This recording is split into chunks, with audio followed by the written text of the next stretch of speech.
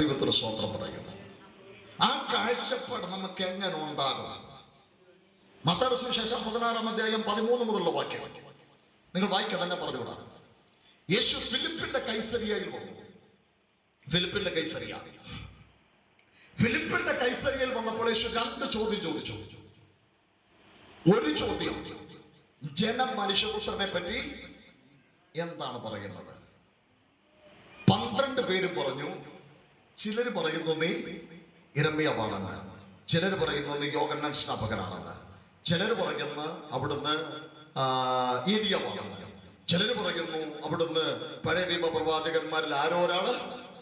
യേശുവിന്റെ ചോദ്യം അവസാനിച്ചാൽ യേശു ചോദിച്ചു, അവരൊക്കെ എന്തുകൊണ്ടും പറയട്ടെ, 3 വർഷത്തിലധികമായി എന്റെ കൂടെ നടക്കുന്ന നിങ്ങൾ മനുഷ്യപുത്രനെ പറ്റി എന്ത് പറയുന്നു?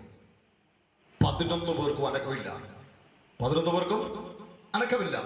പക്ഷെ പത്രോസ് ചാടി എഴുന്നേറ്റ് പറഞ്ഞു, നീ ജീവനുള്ള ദൈവത്തിന്റെ പുത്രനായ ക്രിസ്തുവാണ്.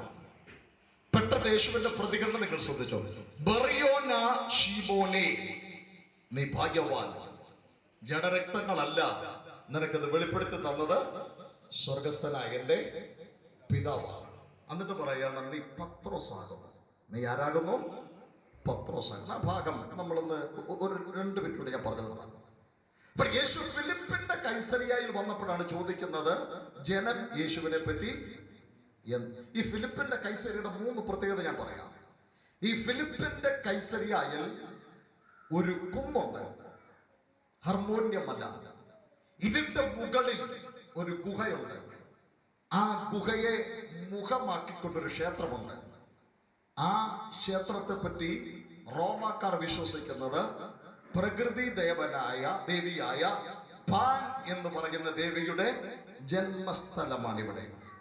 2, ഈ പാലസ്തീനെ ചുറ്റി ഒഴുകുന്നൊരു നദിയുണ്ട്, യോർദാൻ നദി.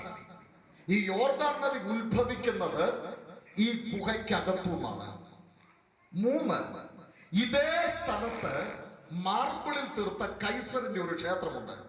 അപ്പോൾ പാൻ ദേവന്റെ ജന്മസ്ഥലം, യോർദാനെ പാലസ്തീനെ സമ്പുഷ്ടമാക്കുന്ന യോർദാൻ നദിയുടെ ഉത്ഭവസ്ഥാനം, അപ്പോൾ തന്നെ തലയെടുപ്പോട് നിൽക്കുന്ന കൈസരുടെ ക്ഷേത്രം. ഈ 3 സംവിധാനങ്ങളുടെ ഇടയിൽ നിന്നുകൊണ്ടാണ് കർത്താവ് ചോദിക്കുന്നത്, മനുഷ്യപുത്രനെ പറ്റി ലോകം എന്താണ് പറയുന്നത്? ലോകം പറയുന്ന ചോദ്യങ്ങൾ കേട്ട് കഴിഞ്ഞിട്ട് കർത്താവ് ചോദിച്ചു, നിങ്ങൾ എന്നെ പറ്റി എന്തു പറയുന്നു? 11 പേരും മിണ്ടാതിരിക്കുമ്പോൾ പത്രോസ് പറഞ്ഞു, നീ ജീവനുള്ള ദൈവത്തിന്റെ പുത്രനായ ക്രിസ്തു. അപ്പൊ യേശുവിന്റെ മറുപടിയാണ്, ബറിയോന ശീമോനെ, നീ ആരാണ്? നിനക്കിത് വെളിപ്പെടുത്തി തന്നത് ജഡരക്തങ്ങളല്ല, സ്വർഗസ്ഥനായ പിതാവാണ്. ഇവിടെ ശ്രദ്ധിക്കണം, ബറിയോന എന്ന് പറഞ്ഞാൽ യോനായുടെ മകനായ എന്നാണ്. യോനായുടെ മകനായ ശീമോനെ.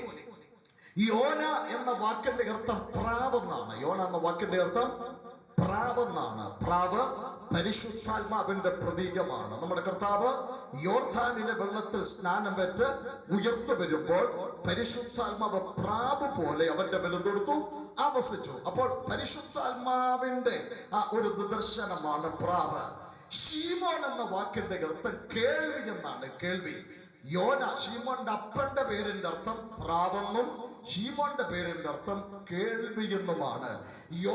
ഈ പത്രോസിന് മറ്റ് 11 പേർക്കും ഇല്ലാത്ത ക്രിസ്തുവിനെ പറ്റിയുള്ളൊരു വെളിപ്പാട് എങ്ങനെ കിട്ടിയെന്നാണ് ഞാൻ പറഞ്ഞു വരുന്നത്. തന്റെ പേര് പറഞ്ഞിട്ട് ദൈവം പറയുന്നു, ബറിയോനായ ശീമോനെ, നീ ഭാഗ്യവാൻ, നിനക്കിത് വെളിപ്പെടുത്തി തന്നത് ജഡരക്തങ്ങളല്ല, സ്വർഗസ്ഥനായ എൻ്റെ പിതാവാണ്. എന്ന് വെച്ചാൽ പരിശുദ്ധാത്മാവിൽ ദൈവവചനത്തിന്റെ കേൾവിയിലൂടെയാണ് ഒരാൾക്ക് യേശു ക്രിസ്തുവിനെ പറ്റിയുള്ള ആഴമായ തിരിച്ചറിവുണ്ടാകുന്നത്. ഈ തിരിച്ചറിവുണ്ടാകുന്ന ഒരു ദൈവത്തിന്റെ പൈതലിന് ഒരു പ്രത്യേകതയുണ്ട്. അവൻ കാണും പിശാച് കുരുക്കാൻ കൊണ്ടുവരുന്ന ഓരോ തന്ത്രങ്ങളും അവന്റെ അകത്തവൻ തിരിച്ചറിയും.